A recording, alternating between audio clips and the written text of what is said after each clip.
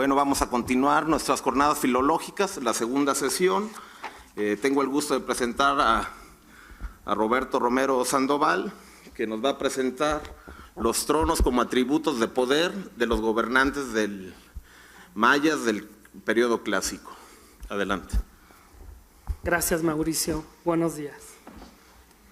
En el arte maya del periodo clásico tenemos una gran variedad de tronos, los cuales estaban hechos en piedra y recubiertos con estuco, y seguramente hubo otros en madera, pero lamentablemente no tenemos muestras de ello, más que su representación iconográfica. Su uso se extiende por toda el área maya y se encuentran presentes en todas las etapas históricas, ya que fueron considerados un símbolo de poder muy importante entre los antiguos mayas, como bien señala Mercedes de la Garza. Además, los vemos esculpidos en estelas y dinteles, y otros más los distinguimos en la cerámica y en la pintura mural. El tamaño es proporcional a la altura del hombre maya, que era de unos 60 para ellos y unos 50 para ellas. Es decir, tenían aproximadamente unos 40 o 50 centímetros de altura, mientras que los respaldos debieron haber sido un poco más grandes, 60 o 70 centímetros más o menos. Particularmente sobresalen los elaborados en piedra y, de acuerdo con los que observamos en los vasos estilo códice, también debieron haber servido como literas, como los ejemplos de los vasos 14 y 15 que registra Robiseco, en los que se relata la muerte del señor de los animales, o el del vaso de Berlín, donde se menciona la muerte de un personaje llamado Ag, señor Tortuga. Si bien en la actualidad distinguimos los tronos o camas de piedra completamente vacíos, es posible determinar que en su época de esplendor estuvieran recubiertas con pieles de jaguar, telas de algodón y petates. También debieron haber estado acondicionados con grandes cojines o almohadones que les sirvieron de respaldo, los cuales hacían más confortables estos espacios.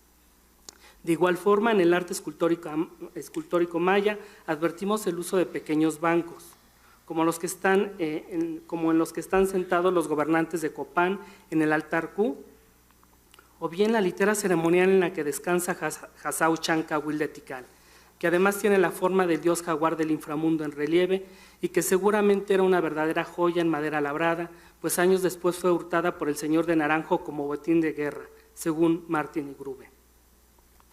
Otros más fueron portátiles, como el que distinguimos en la vasija Ker 594, en donde observamos a un soberano maya sobre una litera móvil, la cual es cargada en hombros por dos sirvientes de la corte. Al parecer lo trasladan a otro punto del reino, posiblemente para participar en una gran ceremonia, porque junto a él advertimos varios músicos con unas trompetas gigantes. Debajo del personaje principal sobresale la imagen de un perro con manchas negras, probablemente se trata de su guardián o animal compañero. 1. El simbolismo de los tronos. Los tronos son uno de los principales símbolos de poder de los gobernantes, son el soporte de la gloria o de la manifestación de la grandeza humana o divina. Además, son el lugar donde se llevan a cabo las celebraciones más fastuosas del reino y el espacio donde despacha el soberano, es decir, el centro de la ciudad. Los mayas, a este respecto, fueron mucho más allá. El trono donde descansa el gobernante era el centro del mundo, pues representa un axis mundi. Como ejemplo, veamos el trono del Palacio de Palenque, ubicado en el interior de la Casa E, cuyo nombre original fue Sac Nuk Naak, Casa Principal Blanca, ya que en su base se esculpieron dos imágenes de Pahuactún, deidades cuadripartitas, sostenedores de la tierra y del cielo. Esto quiere decir que el soberano es sostenido por los cuatro postes cósmicos y él funge como la quinta dirección, como el árbol centro del mundo. Sobre este punto vale la pena recordar que Linda Schilly y David Freiden ya habían propuesto que el soberano maya durante los ritos de sangrado y embriaguez personificaba el árbol y con ello se abría la entrada a otros mundos. Idea que se corrobora en algunas imágenes del clásico, particularmente en las estelas, donde observamos a los gobernantes con un braguero con la imagen del dios Pash o árbol té. Según García Barrios y Valencia, cito, se le define como Pash porque el rostro del dios es empleado como patrón del mes Pash o Pashil. Es representado con un rostro sin mandíbula inferior, de cuya boca surge una forma vegetal con el signo de la cruz de San Andrés dentro. Asimismo suele llevar una garra de jaguar como una de sus orejas y personifica a un tipo de árbol. Además, esto tiene que ver con la idea del origen del hombre maya, que aún se conserva entre grupos contemporáneos. Por ejemplo, los lacandones refieren que las mujeres antiguamente acudían a las raíces de una ceiba para recoger a sus hijos. Por su parte, Avendaño y Loyola mencionan que los Ixás de Tayasal pensaban que los hombres habían nacido del Yaxchilcap, el primer árbol del mundo. Y Núñez de la Vega dice que el origen del hombre estaba en las raíces de la ceiba. De esta forma, el soberano maya era visto como el árbol padre y madre. El árbol, dice Marta Ilia Nájera, era una imagen masculina, pues che, entre los lacandones y yucatecos, es la misma palabra que designa árbol y pene. Pero a la vez su constante regeneración lo convierte en una alegoría femenina. Por ello es el padre y madre, es decir, la regeneración perpetua, el manantial de la vida. Por otro lado, tenemos otros ejemplos donde el soberano está colocado sobre el lagarto venado estelar, un aspecto del mosco celeste, como lo denomina Stuart, con cuerpo de banda astral. Se trata de la representación del cielo en su aspecto nocturno, personificado por el cocodrilo celeste, quien lleva en su parte trasera al llamado dios cuadripartita. De hecho, Velázquez, Galindo e Ivanilleschi piensan que se trata de la imagen de la Vía Láctea bifurcada, la que se ve en invierno, aunque también creo que este ser bicéfalo personifica los opuestos complementarios, vida-muerte, cielo-inframundo, día-noche. De esta forma, los gobernantes mayas pueden transitar por los diferentes estratos del cosmos y dominar desde el cielo todos los ámbitos de la vida política. En esto coincido con Ernesto Vargas cuando dice que el soberano desempeña tanto el papel del hombre que mantiene el orden terreno como el del dios que guardaba el orden cósmico, pues mediante los rituales controla los fenómenos meteorológicos, astronómicos y naturales que revestían importancia para los ciclos agrícolas. Pero no solo los gobernantes ostentaron el poder entre los antiguos mayas, también las mujeres llegaron a ocupar puestos importantes. Sobre este punto tenemos ejemplos claramente documentados en Palenque, Tikal, Yaxchilán, Naranjo y Piedras Negras, donde las señoras llegaron a gobernar o ocupar altos cargos. En esta última ciudad está la estela 3, donde aparece la señora Catuna Jao, sentada en un elegante trono junto a su hija de 3 años. Al parecer el poder recayó en manos de Juntan Ak, tortuga amada, la niña que aparece recargada sobre las rodillas de su madre. Siguiendo a Martin y Grube, los escultores liberados de las posturas fijas de los reyes casi divinos produjeron un rasgo extraño de informalidad al usar posturas naturalistas que normalmente se encuentran en las figurillas de las vasijas pintadas. Y se preguntan, ¿es esta la señal del surgimiento de un matriarcado enérgico bajo la influyente reina? 2. Los tronos jaguar, emblemas del poder absoluto. El jaguar es uno de los animales que más está ligado al poder sagrado de los gobernantes mayas.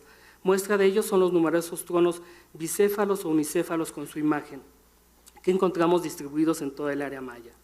María del Carmen Valverde ya ha mencionado que generalmente en Mesoamérica los tronos aparecen recubiertos con la piel del jaguar o bien adoptan su forma. Y sin duda alguna, uno de los ejemplares más bellos es el que procede de la subestructura del castillo de Chichén Itzá. Está pintado de color rojo y las manchas del felino están representadas por discos de jade. Otro más es el estuco del templo del bello relieve de Palenque, donde vemos a un gobernante, posiblemente pacal, sentado en un elegante trono de jaguar bicéfalo que representa la armonía de los contrarios y encarna la totalidad del cosmos. Y es que para los mayas el jaguar simboliza diversas energías sagradas, es a la vez alter ego de los grandes hombres. En parte esto se debe a que el felino es un animal ligero, fuerte y que está activo sobre todo en la noche. Por estas cualidades, el hombre en distintas religiones lo asocia simbólicamente con la naturaleza en su aspecto más desencadenado y agresivo. Por ello, muchos jefes militares llevan como parte de su atuendo la piel del felino o alguna parte de este animal para poseer su fuerza y su vitalidad. Asimismo, dice Valverde, el jaguar es un animal poderoso y peligroso, maneja formas de conocimiento o saberes que corresponden a los poderes subterráneos, donde radican fuerzas y espíritus que están fuera del control de los humanos. De esta forma, el poder proviene del inframundo, así como el derecho divino a gobernar, pues procede de los ancestros que viven en esta parte oscura del cosmos. 3. Los tronos de huesos, el poder de los ancestros. En el arte maya también advertimos tronos o cojines elaborados con huesos que posiblemente se tratan de los huesos de los ancestros, aquellos personajes destacados que heredan el poder a sus descendientes. Como ejemplo tenemos el tablero del Palacio de Palenque. Los personajes principales, Kinish Kanhochitán II, Sadbu Ahau y Kinish Hanat Pakal, están sentados sobre unos cojines con forma de huesos y ojos de la muerte.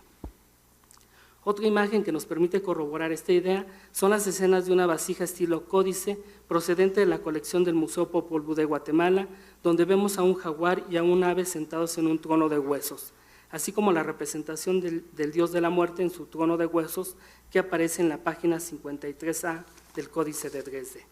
Dichos tronos son similares a los del tablero del palacio. Además, sabemos que Pakal y la señora Sadbu están muertos y son invocados por su hijo Kanhochitán para estar presentes en su ceremonia de entronización. Por otro lado, si analizamos detenidamente la escena, el personaje central, Kinish Kanhochitán, se encuentra sentado en un trono bicéfalo con el rostro del dios Yopat, especie de serpiente o sin pies. Siguiendo a Adela Garza respecto al simbolismo de la serpiente, el ofidio bicéfalo puede representar la armonía de los contrarios y en este caso Kanhochitán reúne en sí las energías de vida y muerte, encarna la totalidad del cosmos. En cambio, su madre, la señora Sadbu Ahau, quien ocupa un trono con la cabeza de una serpiente, simboliza la continuidad porque le entrega el bulto sagrado, mientras que su padre, Hanat Pakal, sentado en un trono con rostro de jaguar, le ofrece simbólicamente los atributos de fuerza y valentía que le conviene el felino, a la vez de que le otorga el poder sobre su entorno. 4. Los tronos Wicks, el poder supremo de los dioses. En las vasijas mayas y en los códices también podemos observar que los dioses aparecen descansando sobre tronos en forma de Wicks, la montaña sagrada, lo cual nos sugiere el claro dominio que tienen las deidades sobre el plano terrestre, además de que rigen sus entradas y controlan las riquezas que hay en su interior. De ahí que muchos gobernantes aparezcan representados sobre la imagen del Wicks, ya que son la representación del dios sobre la tierra, y también porque poseen el control sobre la naturaleza y los fenómenos atmosféricos, como señalamos líneas arriba. Incluso del trono Wicks tenemos los ejemplares más bellos, esculpidos en piedra, como el trono de piedras negras y el del Museo Amparo, que al parecer procede del Cayo, cuyos respaldos son mascarones del Wicks, y de sus ojos surgen los ancestros de cada una de las ciudades. Ahora bien, en los vasos estilo códice aparecen escenas donde intervienen tres dioses, Kinish Ahau, la diosa lunar y el anciano dios Ele, así como un astuto conejo. Su presencia tiene que ver porque ellos son los protagonistas de un mito hoy perdido, el cual inicia con el derrocamiento del dios Ele, orquestado por Balung Yokte, tal como se narra en el vaso Ker 2796 o la vasija de los 7 dioses.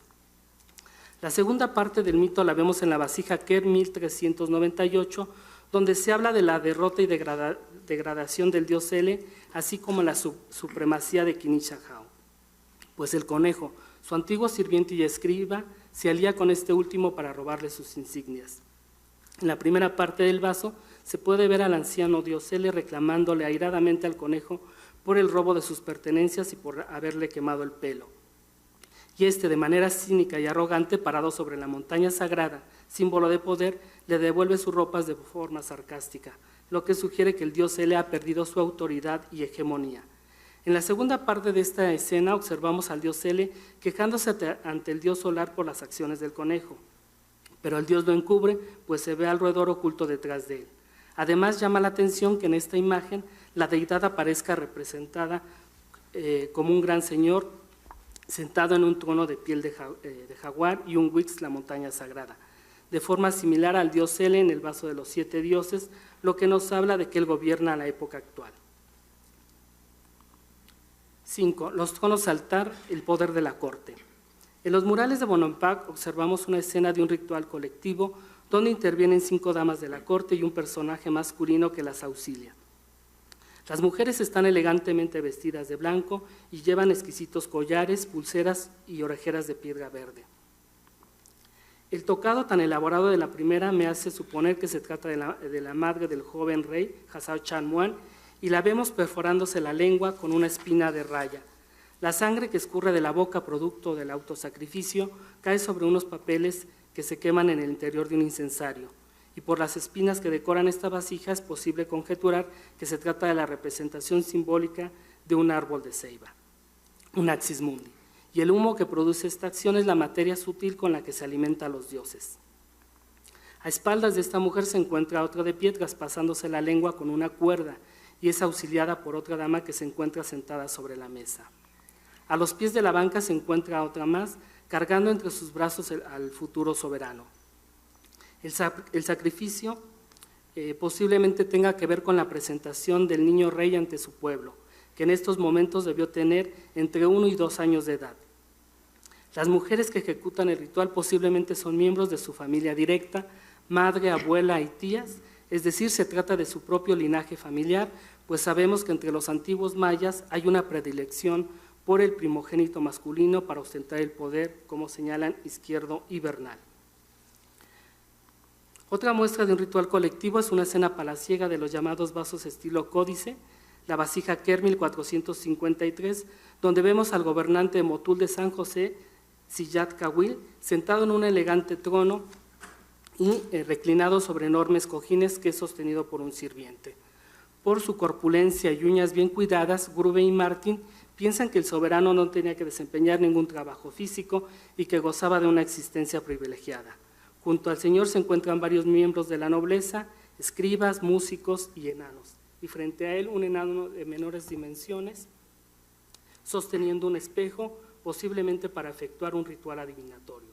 Sus larguísimas uñas y el espejo son la clave de que los gobernantes mayas también eran grandes chamanes, pues a través de sus artes nigrománticas buscaban la comunicación con sus dioses para pedir por la prosperidad de su pueblo o bien solicitar su intervención en caso de alguna acción bélica.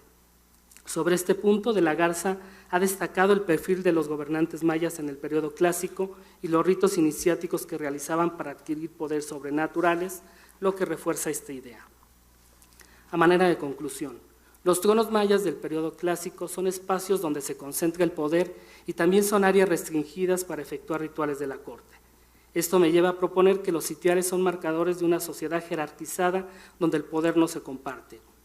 El Cujulajao está a la cabeza, seguido de los miembros de su propio linaje y posteriormente de linajes subordinados. A la vez es el lugar idóneo donde puede comunicarse con sus dioses y ancestros. Finalmente, quiero terminar mi intervención dedicando estas líneas a la doctora Marisela Ayala Falcón por toda una vida consagrada a la enseñanza y a la investigación. Muchas gracias. Agradecemos al doctor Romero su brillante exposición. A continuación, la doctora María del Carmen Valverde Valdés con la conferencia El jaguar y el maíz entre los mayas. Este es otro maíz. Este es el maíz de Tomás ayer. Espérame, ¿dónde está? Acá.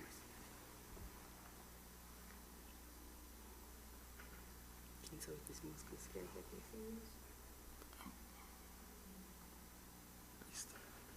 ¿No?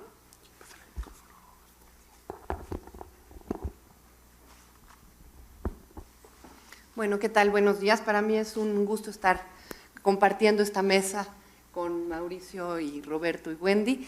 Y para seguir hablando de jaguares, ya Roberto inició con este tema y yo voy a centrar mi atención al vínculo del jaguar con el maíz, tema que además ayer abordó Tomás en su presentación.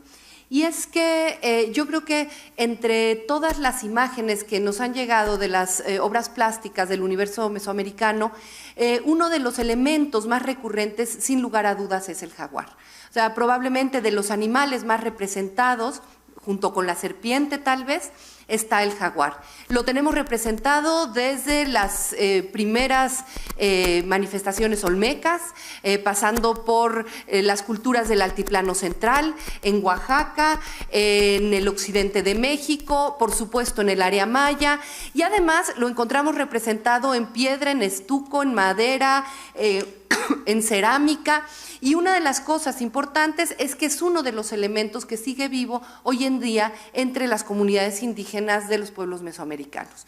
Y además no solo de Mesoamérica, sino en general de toda Latinoamérica. O sea, el jaguar es un animal omnipresente en todas las tradiciones míticas, en festividades, en rituales de los pueblos americanos, probablemente desde hace 3.500 años y hasta hoy en día.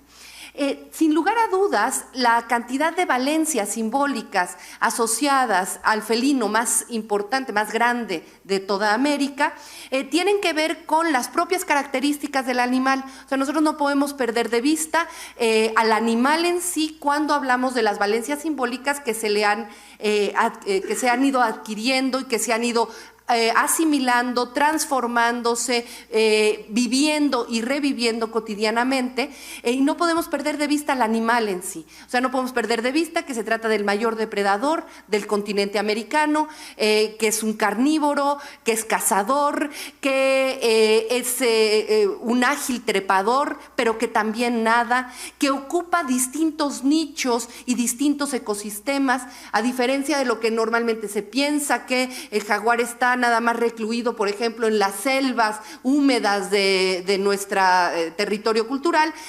No es cierto, el jaguar también habita zonas semidesérticas, también habita pantanos, también habita bosques templados. O sea, es un animal muy plástico y es un animal que, como les digo, trepa, nada, se esconde en la maleza. Precisamente la piel manchada del felino lo hace ser un animal críptico, es decir, que se esconde, se confunde en la naturaleza. Es un animal de hábitos crepusculares y nocturnos, como bien ya lo señaló Roberto. Él ya había indicado también una serie de características físicas del animal.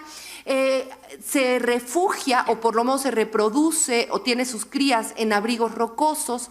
Esto hace entonces que el jaguar esté asociado a las puertas de entrada al inframundo y al inframundo mismo. Es decir, muchas de las representaciones plásticas que aluden a estas cuevas, a estas formas de ingresar al mundo subterráneo, muchas veces tienen elementos del felino. Y es que entonces, por toda esta serie de características del animal, al jaguar entonces le corresponde la parte de abajo del cosmos. O sea, en este cosmos dual, ¿no?, donde hay una parte de arriba que es masculina, seca, luminosa, estéril, solar, hay una contraparte que es la parte oscura, nocturna, femenina, fértil, lunar, ¿no? Y al jaguar justo le corresponde esta parte de abajo. Hay una gran cantidad de obras plásticas que son imágenes cosmológicas completas, es decir, que nos remiten a estas ideas de la estructura del mundo y que colocan al jaguar entonces en esta parte de abajo. De ahí entonces que encontremos una gran cantidad de elementos que vinculan al felino, ya sea en su faceta manchada o en su faceta negra, ¿no?, porque también tenemos jaguares negros en el continente americano, que lo vinculan al universo nocturno, lunar, femenino, ¿sí?, húmedo. Pero en este universo nocturno, femenino y lunar también rige el sol de la noche. Y entonces el jaguar está asociado a este sol nocturno que se ha identificado en la tríada palencana con G3, ¿no?, esta deidad que tiene atributos de felino, que tiene tocado de felino, que tiene orejas de felino y que nos está haciendo alusión al sol en su tránsito por el inframundo.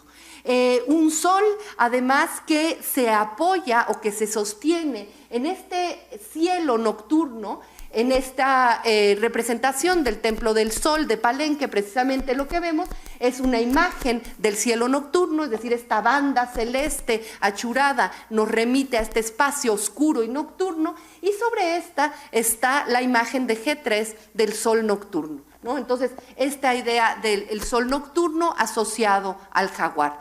Pero este espacio nocturno y este espacio de abajo no podemos perder de vista que es un espacio fértil, es un espacio húmedo y es el espacio donde se genera la vida. Entonces hay alegorías que nos hablan de esta fertilidad y de esta lluvia vinculadas con personajes que están asociados a el universo nocturno que nosotros lo equipararíamos con la muerte, pero más que muerte está asociado con la vida. O sea, esta idea de la parte de abajo, vincularla con el mundo de los muertos, sí lo es, pero es el mundo donde van a vivir los muertos, no es donde se van a morir los muertos viven ahí en otra forma y en otra forma de realidad, en otro plano de realidad. De ahí entonces que tengamos también elementos asociados a la muerte, como en el códice, esta imagen del Códice de Madrid, donde está el dios de la muerte, o flanqueado por el dios del maíz. El dios del maíz como una alegoría, como vamos a ver más adelante, relacionada con la fertilidad.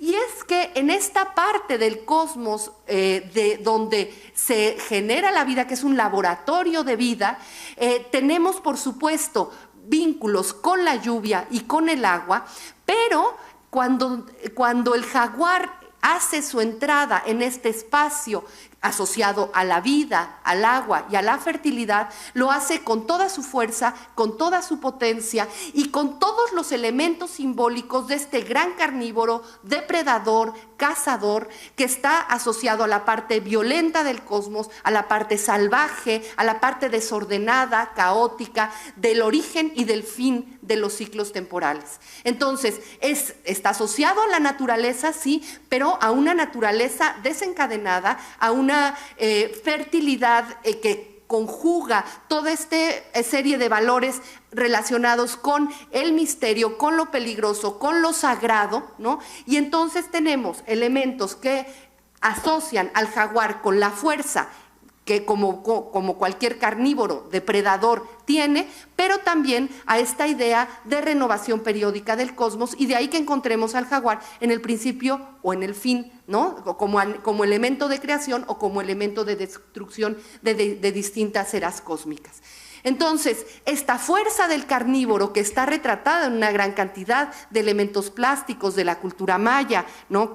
Sosteniendo la cabeza decapitada de una de sus víctimas, desde las representaciones en piedra, en Chalcatzingo, como el dibujo que tenemos aquí, o la imagen anterior, está asociada probablemente también a las características físicas y al comportamiento del jaguar.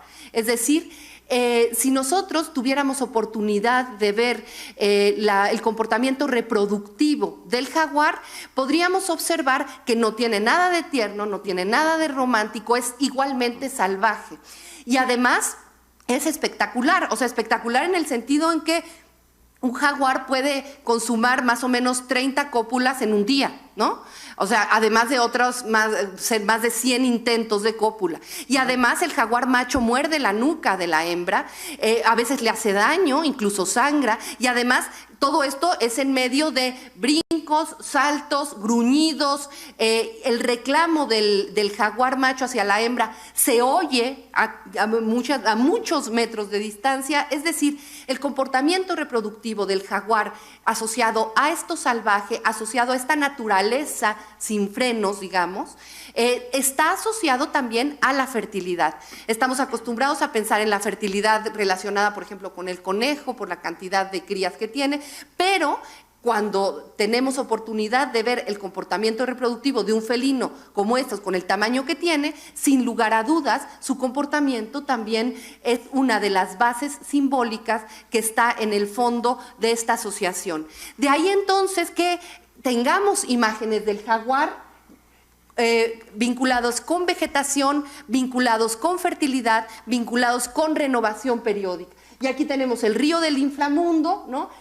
La deidad asociada a la lluvia, y del tocado surge las plantas, la vegetación y el jaguar. Dentro de esta serie de imágenes vinculadas, sí con personajes asociados a la muerte, como en las vasijas, donde desfila muchas veces con el dios de la muerte, pero también vinculado con animales como sapos, ranas, plantas, ¿no? Y siempre con esta alegoría de fertilidad, siempre con esta alegoría que lo relaciona con las flores, con la vegetación. No en vano, una de las flores que más comunes en Mesoamérica es los celosóchitl, ¿no? La flor jaguar, y las imágenes de jaguares con tocados de flores, con nenúfares, estas plantas que además, estas flores que además comparten también distintos niveles del cosmos, porque están en las aguadas, están en los esteros y están en los lagos, las raíces llegan al inframundo y la flor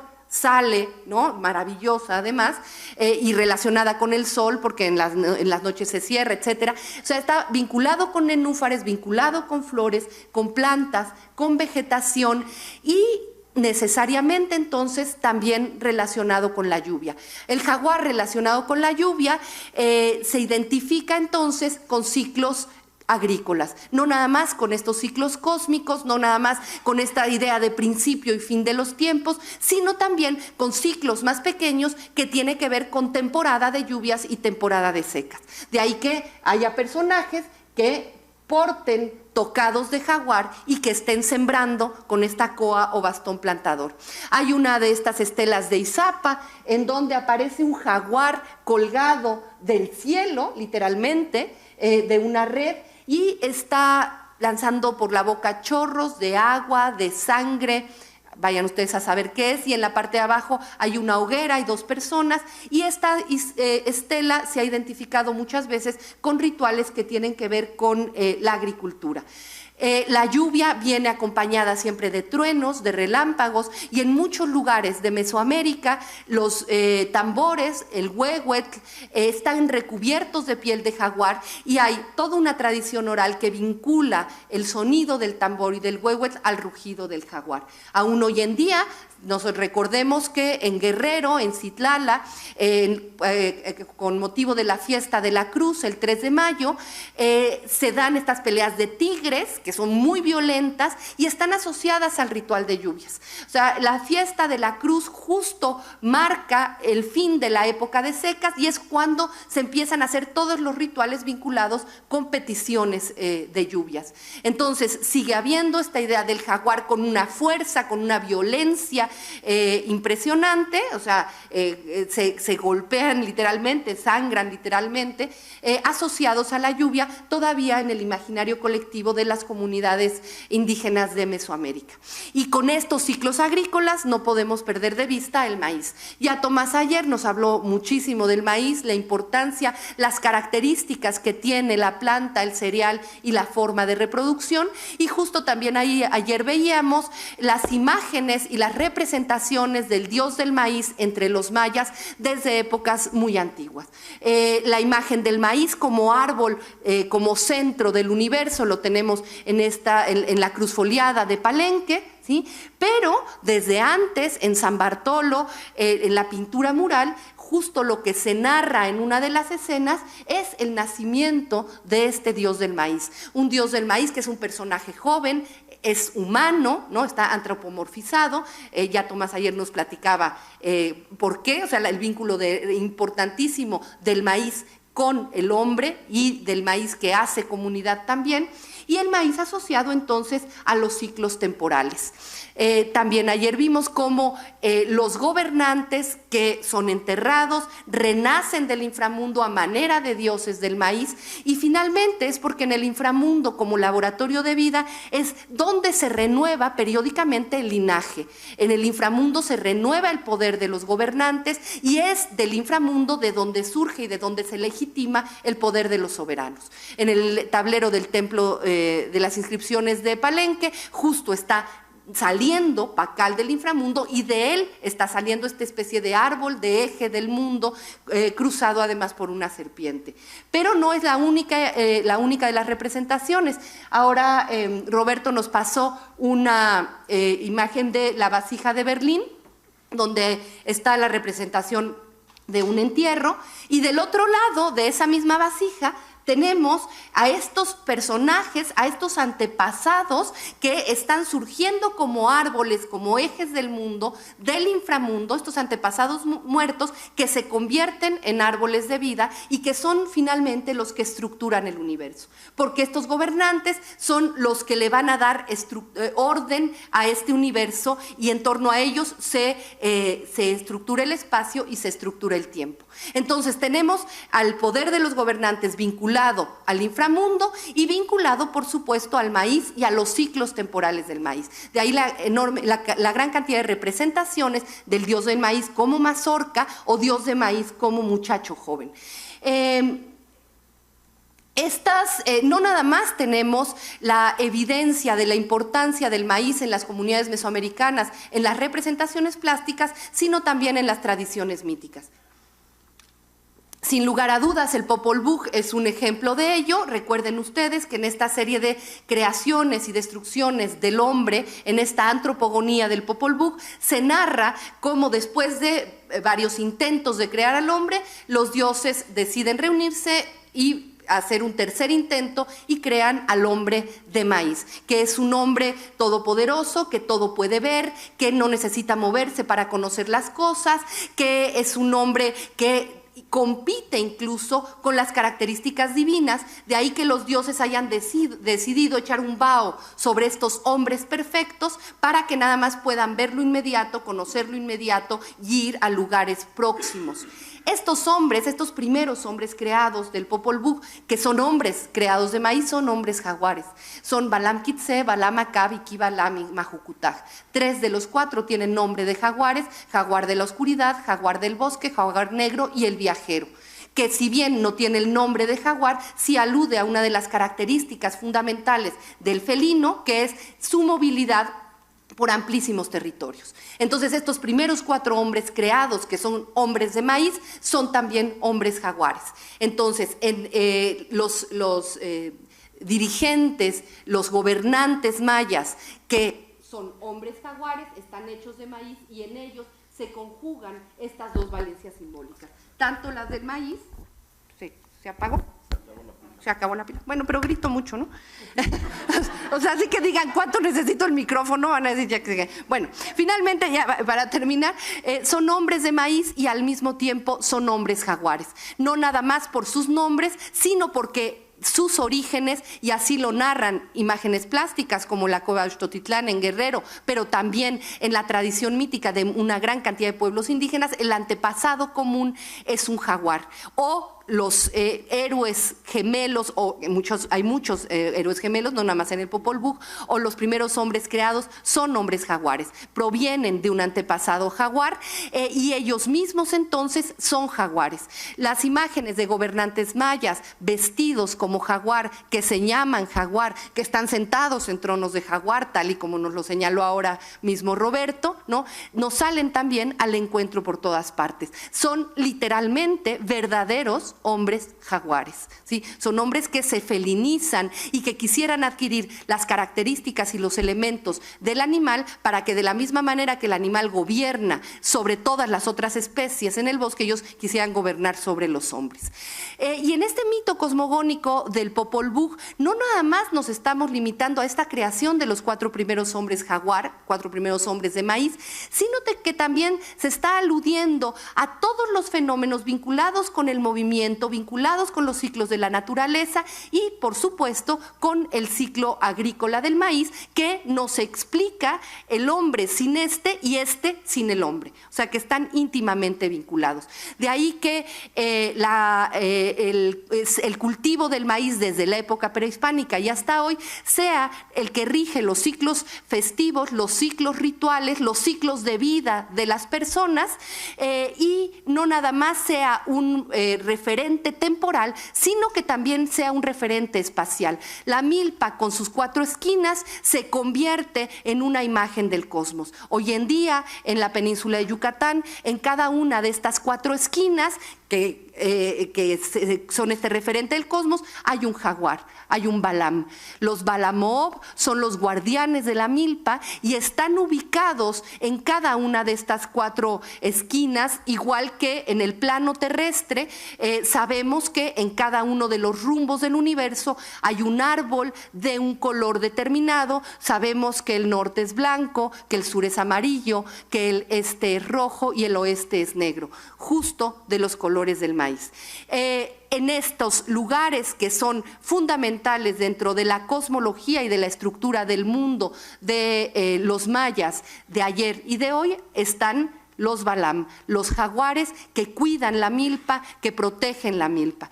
Así tenemos que el maíz desde épocas prehispánicas y hasta hoy, y el jaguar también desde periodos muy, muy antiguos hasta hoy, siguen siendo estos dos engranes que engarzan tiempos, engarzan espacios y que nos permiten reconocer esta tradición añejísima de todos los pueblos mesoamericanos y por supuesto de los mayas. Muchas gracias.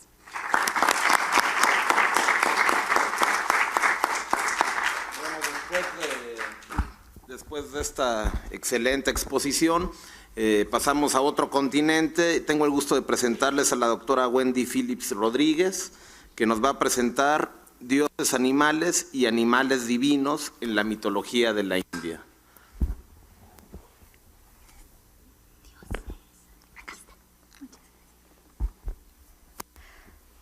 Buenas tardes, muchísimas gracias por su presencia. Estoy encantada de compartir esta mesa con mis compañeros del Centro de Estudios Mayas, porque aunque son culturas muy distintas, vamos a ver cómo hay algunos puntos de comparación. Bueno, probablemente una de las prácticas más fascinantes del hinduismo y al mismo tiempo una de las menos comprendidas por los observadores es la del culto a distintos animales. El templo de Karni Mata en Rajasthan, dedicado a las ratas. La celebración del Naga Panchami, en la que se ofrece leche y dulces a serpientes vivas. O el inusual respeto que se tiene por las vacas, no son sino manifestaciones a gran escala de ciertos principios motores de la religión hinduista que establecen una relación muy particular con la naturaleza. Por ejemplo, en la iconografía hinduista es muy importante que el elemento animal esté presente en las representaciones de la divinidad, si es que se quiere dar una dimensión completa a lo que cada dios significa. Aquí, por ejemplo, tenemos una representación del dios preservador, que es el dios Vishnu. La representación es completa. Tiene una parte masculina, tiene una parte femenina, que es la diosa Lakshmi, su consorte, tiene un vehículo animal y tiene además una serie de armas. De esta forma, la divinidad se presenta como parte masculina, parte femenina, parte animal y parte relacionada con el mundo material. Aquí en esta siguiente imagen tenemos otra pareja cósmica. Esta se trata, la pareja es la que representa la fuerza del cambio, la energía de cambio, el cierre de ciclos. Y aquí tenemos al dios Shiva montado sobre un toro blanco que representa virilidad y fertilidad. Desde el punto de vista masculino es un toro, digamos, hecho de semen. Y luego cuando empiezo a ver estas cosas, empiezo a pensar en la ponencia de Roberto sobre los tronos. Y luego pienso en la ponencia de Carmen, porque justamente la diosa madre monta un tigre de la región específica de Bengala, que en sí mismo simboliza muchísimos de los aspectos que ya fueron mencionados en la cultura maya. Entonces, cada dios o cada representación de la divinidad iconográficamente está acompañada siempre de ciertas características animales que son parte del atributo de la divinidad misma. Aquí, por ejemplo, tenemos al dios Kama, que es el dios del amor, y que monta un perico. El perico es normalmente porque cuando se está enamorado, se dice en la India que se dicen muchísimas cosas que no siempre han pasado por el cerebro. Entonces, es también parte de la locura y de la fuerza que tiene el amor cuando aparece. Y aquí tenemos otra imagen que es el dios de la juventud y de la guerra, que se presenta siempre con un pavo real y justamente representa la vistosidad de las formas jóvenes, la primavera, la fuerza y todas estas cosas. Entonces, como vemos, siempre van embonados las características del animal con las características que se le quiere dar a cada una de estas divinidades. Una pequeña aclaración aquí. Cuando vemos todas estas representaciones de dioses, podemos pensar que el hinduismo es una religión politeísta y que se fija en distintos aspectos. La cuestión es que el hinduismo es en realidad una religión absolutamente monoteísta, pero estas son solo representaciones o facetas, caras de la divinidad. En realidad, si quisiéramos, podríamos juntar a todos estos dioses y serían uno solo.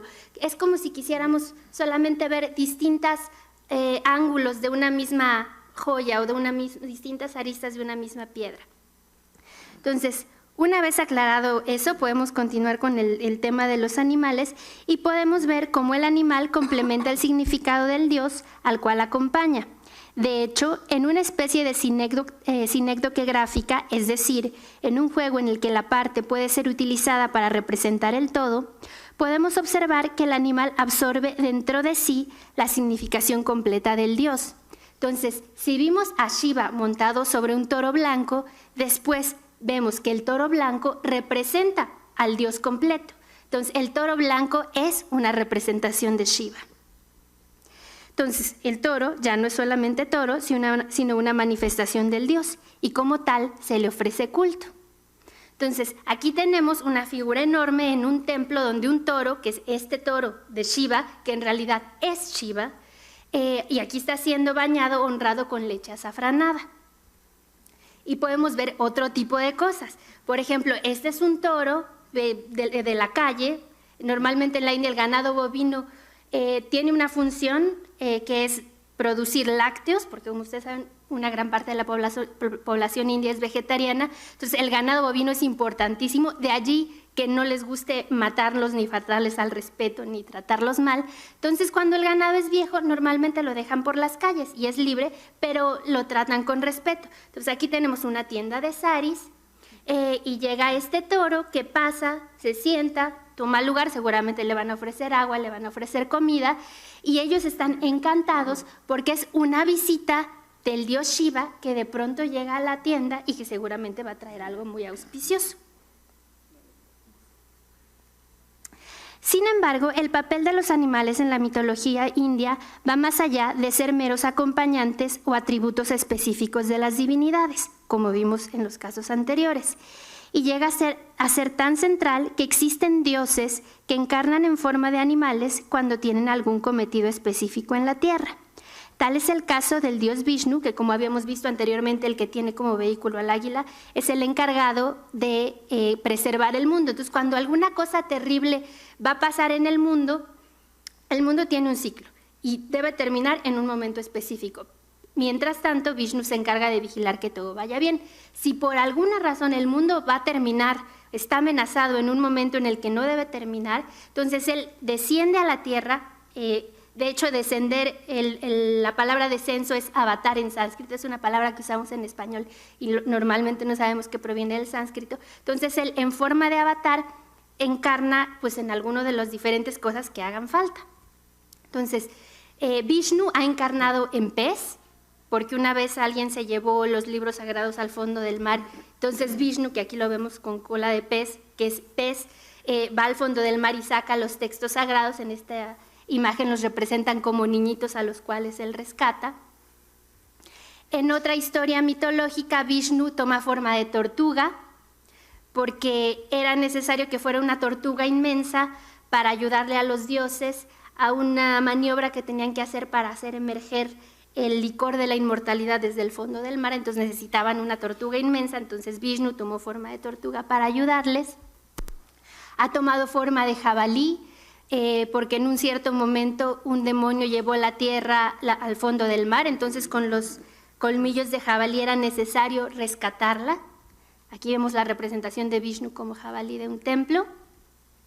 Y finalmente, otra representación relacionada con los animales que Vishnu ha tomado es la representación del hombre león, en la cual había que destripar a un demonio malísimo, pero el demonio había sido concedido una bendición que no se le podía ni matar ni con las manos ni con armas.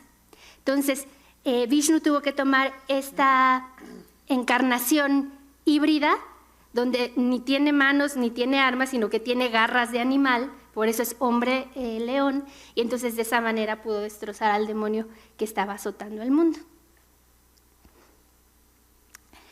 Y existe finalmente una tercera categoría que no se trata ni de vehículos de la divinidad ni de encarnaciones temporales de la divinidad, como en estos casos que vimos, sino de dioses cuya naturaleza es intrínsecamente animal. Tales son los casos de dos de los dioses más populares del hinduismo, que son Ganesha, el dios elefante, y Hanuman, el dios mono. Ganesha es probablemente el dios más querido no solo en India, sino en todo el sudeste de Asia. Esto se debe a su naturaleza benevolente. Mientras más grande sea su cabeza y más grande sea su estómago, es mucho mejor. Primero porque representa algo más grande que lo humano. Entonces para ellos es ya una representación de lo divino, algo a lo que le cabe más.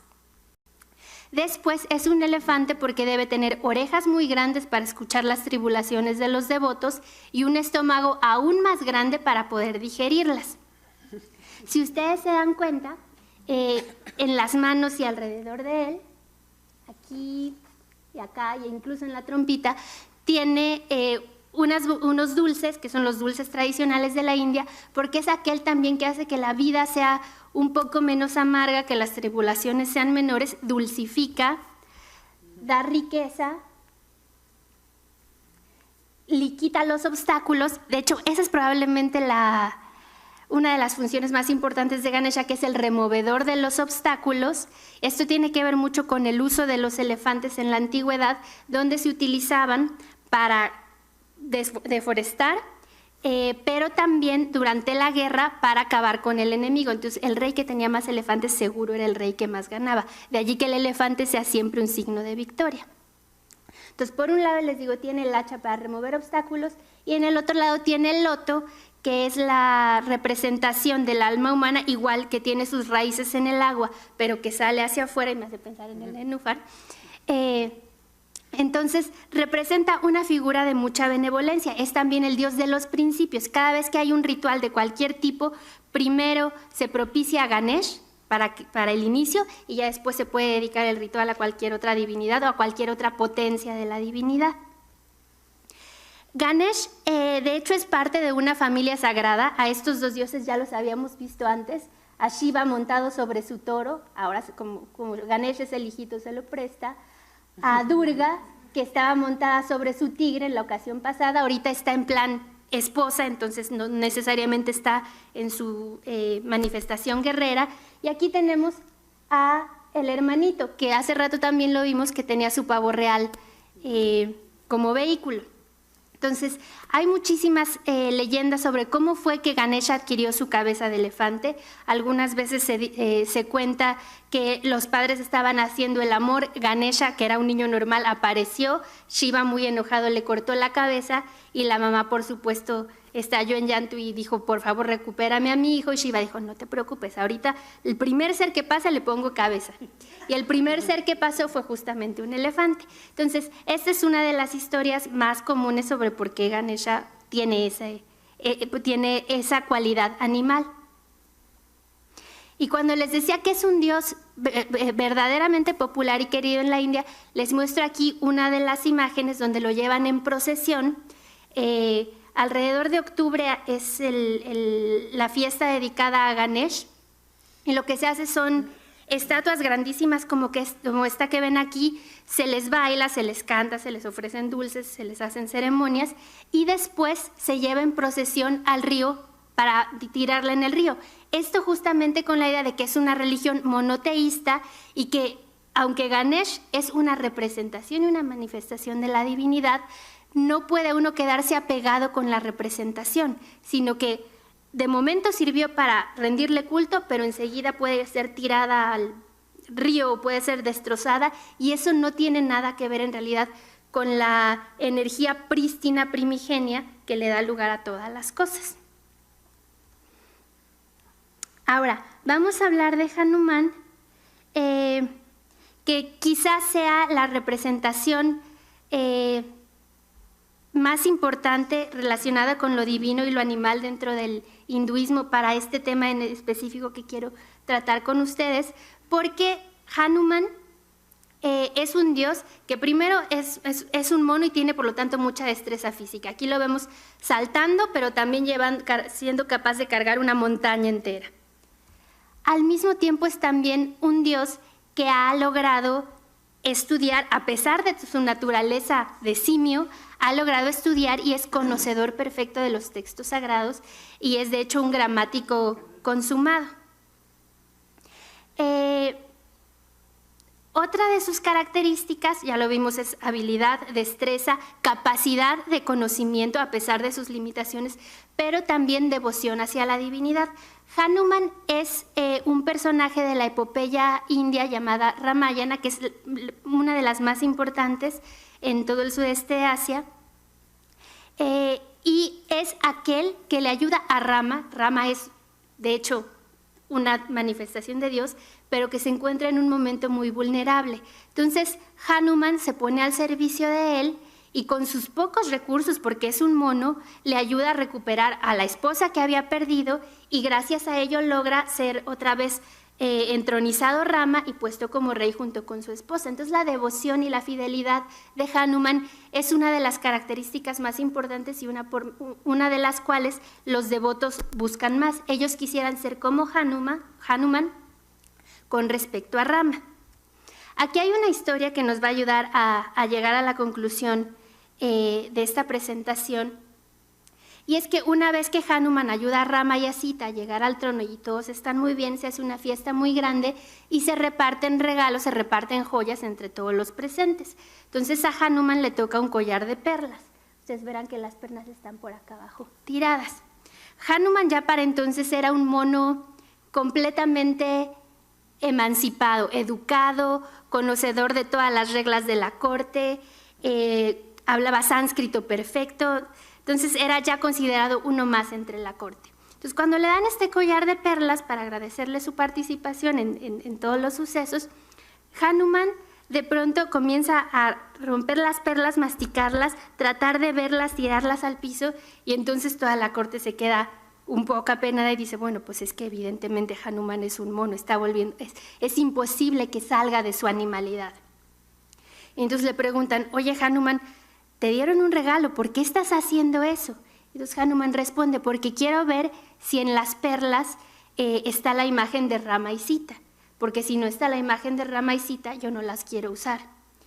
Entonces, con un poco de impaciencia, sus compañeros humanos en la corte le dicen, bueno, Hanuman, pero si no quieres usar las perlas porque no tienen la imagen de Rama y Sita, ¿cómo es que usas tu cuerpo?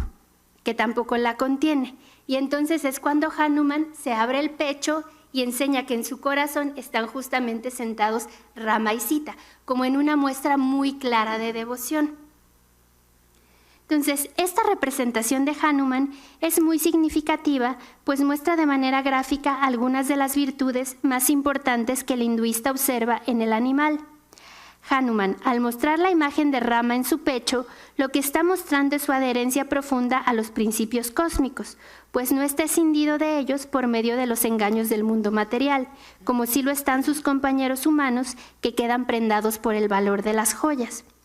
Hanuman representa también un yo en el cual los hinduistas suelen verse reflejados, pues muestra lo que el humano podría llegar a ser si superara sus limitaciones, accediendo a través del conocimiento y de la devoción a una unión más profunda con la divinidad.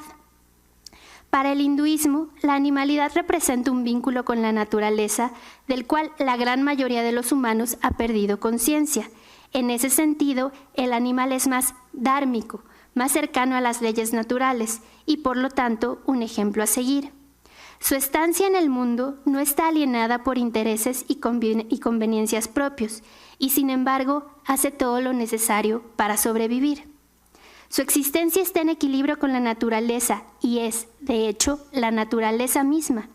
Cumple así con el ideal hinduista de fusión con el Dharma, es decir, con el orden de las leyes divinas, de las cuales las leyes naturales no son sino una derivación.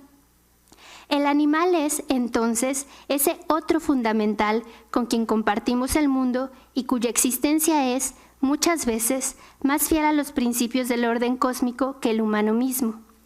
En estas jornadas filológicas, en las que reflexionamos sobre naturalezas y sociedades, habría que decir que el hinduismo, por medio de estas representaciones animales de la divinidad, propone una forma de vivir en sociedad con la naturaleza, considerando a los animales y, de hecho, al resto de los recursos naturales como nuestros semejantes, como un auténtico prójimo del cual sería posible aprender mucho. Gracias.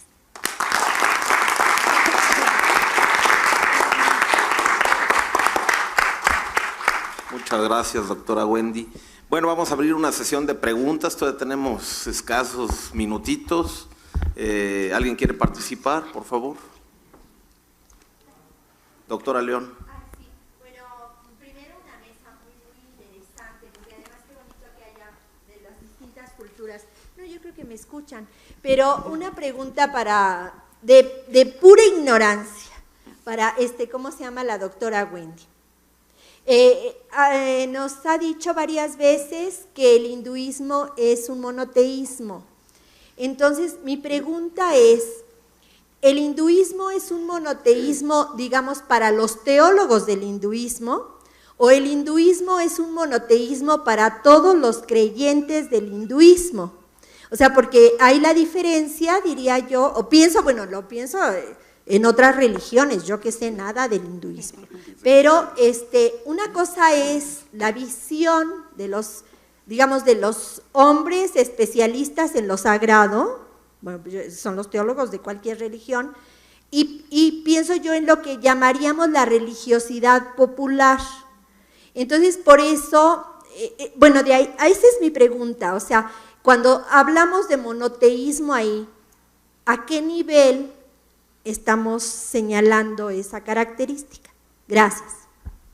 Muchas gracias, es muy buena pregunta. Justamente, ¿es monoteísmo a nivel de la teoría que aparece en los textos sagrados? O sea, en todos los textos sagrados aparece como religión monoteísta, incluso monista, es solo un principio abstractísimo. Pero ya a nivel de la práctica general, pues las cosas pueden ser muy diversas, aunque siempre se conserva, por ejemplo, puede haber devotos de una manifestación y devotos de otra manifestación y jamás van a pelear uno por la otra, jamás uno va a decir esta es mejor que la otra. Eso no se daría. Entonces hay una especie de conciencia de que todo eso está bien, pero sí es real que en algunas prácticas específicas y algunos devotos específicos sí pueden estar totalmente abocados a una sola manifestación y considerar que esa es la personalidad máxima de la divinidad. ¿Alguien? Adelante, doctora. Bueno, a mí me inquietan mucho estas cosas, pero yo me refiero más que a tener devoción a una advocación, vamos a decir, dentro de las manifestaciones de un Dios. No, mi pregunta iría más bien si en qué, como si son dioses circunstanciales, ¿no? Tenemos una enfermedad, por ejemplo, ¿no? Una epidemia. Entonces nos ayuda la Virgen de Guadalupe. Y en otra circunstancia tenemos un terremoto y entonces nos ayuda San Gregorio Magno. Digo, creo que ya no nos ayuda, pero un poco por ese camino, porque yo creo que muchas veces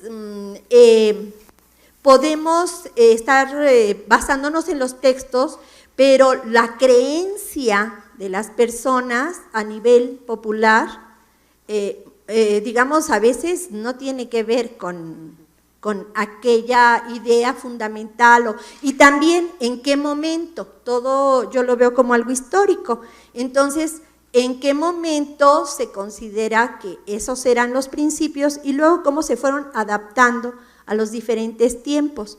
Yo supongo que muchas de las tradiciones que nos mencionó son ancestrales, pero habrá muchas cosas que en el mundo moderno cambia y simplemente estas manifestaciones plásticas supongo que son modernas. Sí. ¿Mm?